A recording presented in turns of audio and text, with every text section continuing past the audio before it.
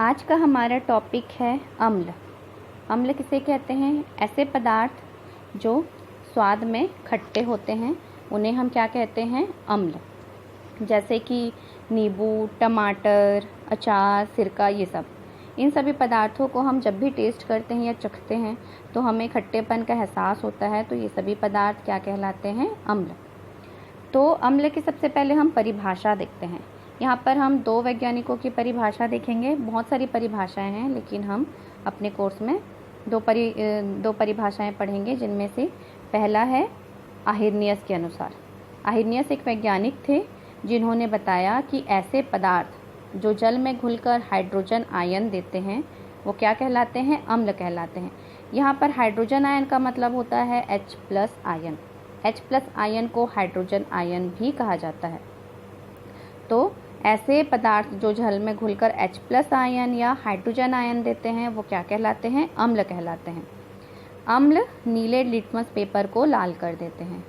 तो सबसे पहले तो मैं ये बताऊं कि लिटमस पेपर दो प्रकार के होते हैं, पहला नीला, दूसरा लाल। तो अम्ल जो है वो नीले लिटमस पेपर को क्या कर देते हैं? लाल कर देते हैं। और कैसे होते हैं? स्वाद में ये खट्टे होते हैं। अम्ल का pH मान 7 से कम होता है। pH मान के बारे में हम इस पाठ में और आगे पढ़ेंगे, लेकिन यहाँ पर हम सबसे पहले देखते हैं कि अम्ल का pH मान कितना होता है? 7 से कम होता है। क्षार का pH मान 7 से अधिक होता है। तो आहिरनियस ने 1884 में कई बार ये पूछता है कि आहिरनियस ने कब बताया था अम्ल के बारे में। तो 1884 में आहिरनियस ने अम्लता के गुण के बारे में बताया था। क्या बताया था? कि जो अम्ल होते हैं वो हाइड्रोजन आयन देते हैं या H+ आयन देते हैं। ये हो गई आहिरनियस की परिभाषा। दूसरा है ब्रोस्टेड और लॉरी। ब्रोस्टेड और लॉरी दो वैज्ञानिक थे। उन्होंने भी बताया कि ऐसे अणु और आयन जो प्रोटॉन देने की क्षमता रखते हैं अम्ल कहलाते हैं। अब यहाँ पे प्रोटॉन क्या है? प्रोटॉन मतलब धनायन। धनायन को हम यहाँ पे प्रोटॉन के नाम से जानते हैं। आप सभी जानते होंगे प्रोटॉन, न्यूट्रॉन, इलेक्ट्रॉन के बारे में आप लोगों ने पढ़ा होगा। प्रोटॉन यानी प्लस, इलेक्ट्रॉन यानी कि माइनस, E- होता है, आप लोगों ने पढ़ा था। और न्यूट्रॉन यानी जिस पर कोई चार्ज नहीं होता। तो प्रोटॉन यानी कि ऐसे अणु या आयन जो धनायन देने की क्षमता रखते हैं वो क्या कहलाते हैं? अम्ल कहलाते हैं। जैसे उदाहरण के लिए यहाँ पर हम देख लेते हैं अमोनियम आयन। अमोनियम आयन जो है वो क्या करता है कि अमोनिया और धन आयन, यहाँ पे देखिए H+ आयन, इसे हम हाइड्रोजन आयन या धन आयन कहेंगे, तो यह देता है। तो ये क्या कहलाएगा? अम्ल। कार्बनिक आयन, कार्बनिक आयन भी क्या करेगा? कार्बन डाइऑक्साइड देगा और H+ यानी कि हाइड्रोजन आयन देगा। तो ये दोनों किस में आएंगे? अम्ल के अंतर्गत आएंगे। अगला हम देखते हैं अम्ल के गुण। अम्ल के गुण, अम्ल के बहुत सारे गुण हैं, जिनमें से पहला गुण क्या है? अम्ल जो हैं वो संक्षारक प्रकृति के होते हैं। संक्षारक प्रकृति का मतलब यहाँ पर क्या हो गया? संक्षारक यानी कि संरक्षित करना। जैसे विनेगर या सिरका आप जानते होंगे, बहुत सारे अचार या फिर किसी चीज़ों को हम सुरक्षित रखने के लिए उसका उपयोग करते हैं। ठीक है। तो ये जो सिरका है ये भी एक प्रकार का क्या है? अम्ल है। तो अम्ल जो है संक्षारक प्रकृति के होते हैं, मतलब कुछ चीज़ों को लंबे समय तक सुरक्षित करने के लिए हम इनका उपयोग करते हैं। तो अम्ल कैसे होते हैं? संक्षारक प्रकृति के होते हैं। दूसरा क्या है? अम्ल विद्युत चालकता प्रदर्शित करते हैं। चूँकि जो अम्ल है वो हाइड्रोजन आयन देते हैं जल में घुलने के बाद, तो ये क्या करते हैं कि विद्युत चालकता का गुण प्रदर्शित करते हैं। तीसरा है अम्ल धातुओं से क्रिया करके हाइड्रोजन मुक्त करते हैं। यहाँ पर देखिए एक उदाहरण में इसको समझाया गया है कि अम्ल जो है धातुओं से क्रिया करके क्या करते हैं? हाइड्रोजन मुक्त करते हैं। यहाँ पे धातु क्या है? Mg एक धातु है। आप लोगों ने धातु और अधातु पढ़ा होगा। तो Mg क्या है? एक धातु है। और HCl क्या है? अम्ल, हाइड्रोक्लोरिक अम्ल। क्या है? हाइड्रोक्लोरिक अम्ल। तो जब धातु और हाइड्रोक्लोरिक अम्ल आपस में मिलेंगे तो देखिए MgCl2 ये बनेगा और साथ में हाइड्रोजन मुक्त हो रहा है। तो अम्ल जब धातु से क्रिया करते हैं तो हाइड्रोजन मुक्त करते हैं। अगला गुण है अम्ल क्षार के साथ क्रिया करके जल और लवण बनाते हैं।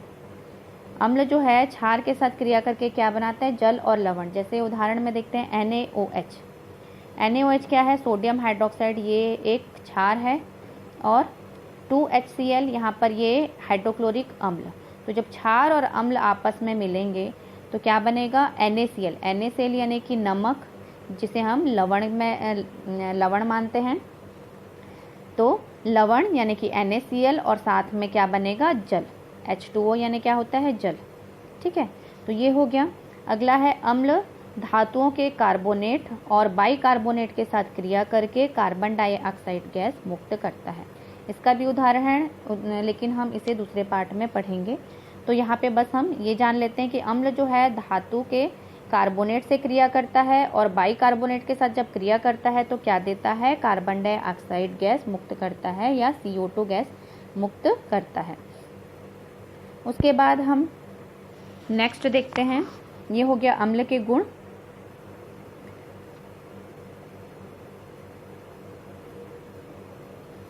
अगला हम देखते हैं अम्ल के प्रकार।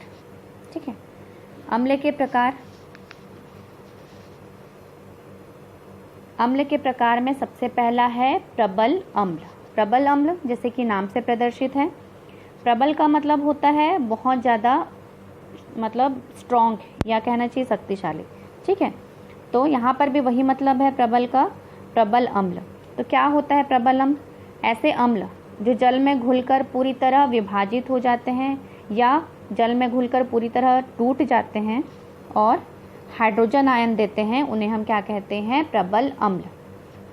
या दूसरे शब्दों में हम बोल सकते हैं कि यदि हम किसी अम्ल को जब जल में घोलें तो वो पूरी तरह से टूटकर जब हाइड्रोजन आयन देता है या प्रोटॉन देता है तो उसे हम क्या कहते हैं, प्रबल अम्ल। ये प्रबल रूप से विद्युत के चालक होते हैं और इनकी अभिक्रिया दर बहुत ज़्यादा तीव्र होती है।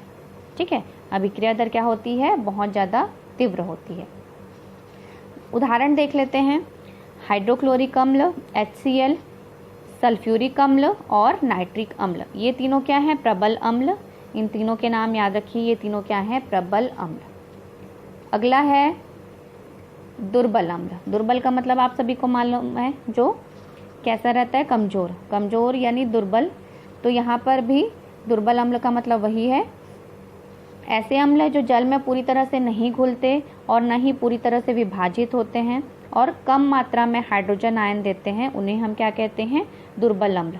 या दूसरे शब्दों में हम बोल सकते हैं कि अगर हम किसी अम्ल को जल में घुलें तो वो पूरी तरह से विभाजित ना होकर बहुत कम संख्या में जब वो टूटे और बहुत कम संख्या में हाइड्रोजन आयन या प्रोटॉन दे तो उसे हम क्या कहेंगे, दुर्बल अम्ल। ये विद्युत के कम चालक होते हैं और इनकी अभिक्रिया दर भी कैसी होती है, धीमी या धीरे होती है। इसके भी उदाहरण हैं। क्या उदाहरण है, एसिटिक अम्ल। एसिटिक अम्ल जिसे हम सिरका भी के नाम से भी जानते हैं, कार्बनिक अम्ल और ऑक्सैलिक अम्ल, ये तीन इसके उदाहरण हैं। ये भी आप लोग याद कर लीजिए। तो यहाँ पे हम लोगों ने अम्ल के दो प्रकार देखे, प्रबल और दुर्बल। प्रबल मतलब ऐसे अम्ल जो जल में पूरी तरह से घुलकर हाइड्रोजन आयन देंगे और प्रबल विद्युत के चालक होंगे, वो क्या कहलाएंगे, प्रबल अम्ल। उनकी अभिक्रिया दर भी कैसी होगी, तीव्र होगी। उदाहरण हाइड्रोक्लोरिक अम्ल, सल्फ्यूरिक अम्ल और नाइट्रिक अम्ल। दुर्बल अम्ल जो पूरी तरह नहीं घुलेंगे, कम मात्रा में हाइड्रोजन आयन देंगे और उनमें जो है विद्युत की चालकता भी कम होगी और अभिक्रिया दर भी धीरे होगी। उदाहरण एसिटिक अम्ल, कार्बनिक अम्ल और ऑक्सैलिक अम्ल। ये हो गया अम्ल के प्रकार।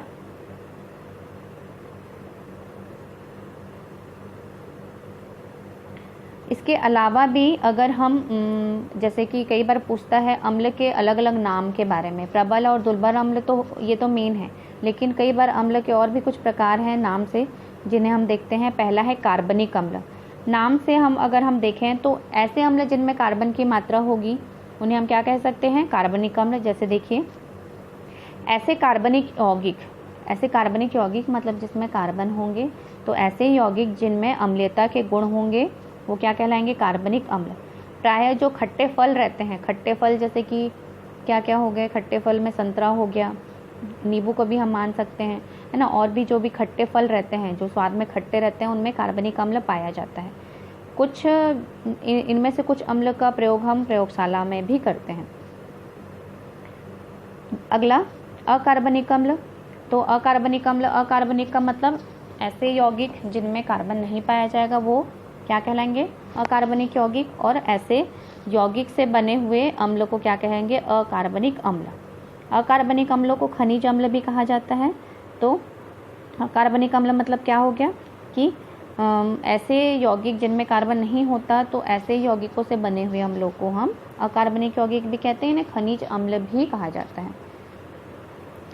अगला सांद्र अम्ल। सांद्र अम्ल क्या होता है? देखिए, जब हम किसी अम्ल को जल में घोलेंगे तो अगर हम अम्ल की मात्रा ज़्यादा रखेंगे और जल की मात्रा बहुत कम, तो ऐसे अम्ल को हम क्या कहेंगे? सांद्र अम्ल कहेंगे। या ऐसे अम्ल जिनमें हाइड्रोजन आयन की संख्या बहुत ज़्यादा होगी, और तो ऐसे अम्ल क्या कहलाएंगे? सांद्र अम्ल। ठीक है।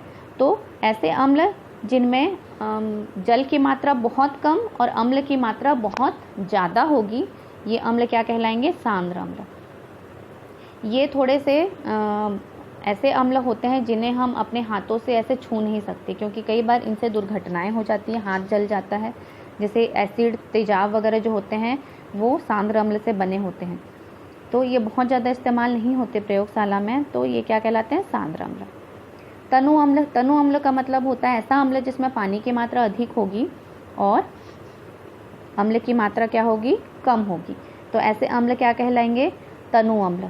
तो ऐसा अम्ल जब हम जल में घोलेंगे तो पानी की मात्रा अधिक रखेंगे और अम्ल की मात्रा कम, तो ये अम्ल क्या कहलाएंगे? तनु अम्ल। इनमें हाइड्रोजन आयन की मात्रा बहुत अधिक नहीं होगी। क्यों? क्योंकि इसमें जल की मात्रा अधिक होगी। तो तनु और सांद्र अम्लों में ये एक डिफरेंस होता है क्या, कि सांद्र अम्ल जो होते हैं उनमें पानी की मात्रा कम होती है, अम्ल की मात्रा अधिक, और तनु अम्ल में जल की मात्रा अधिक और अम्ल की मात्रा कम होती है। कोई भी अम्ल तनु और सांद्र दोनों हो सकता है। जैसे कि उदाहरण के रूप में हम ले सकते हैं हाइड्रोक्लोरिक अम्ल। हाइड्रोक्लोरिक अम्ल तनु भी हो सकता है और सांद्र भी हो सकता है। जैसे अगर हम हाइड्रोक्लोरिक अम्ल को अधिक पानी के साथ घोलेंगे तो वो क्या कहलाएगा? तनु हाइड्रोक्लोरिक अम्ल। और जब हम हाइड्रोक्लोरिक अम्ल को कम जल के साथ घोलेंगे तो वो क्या कहलाएगा? सांद्र हाइड्रोक्लोरिक अम्ल। तो ये इन दोनों में अंतर है। ये हो गया हमारा अम्ल। नेक्स्ट पार्ट में हम लोग पढ़ेंगे क्षार के बारे में। ठीक है, आप लोगों ने जो मैंने बताया है वो सब आप लोग नोट कर लीजिएगा।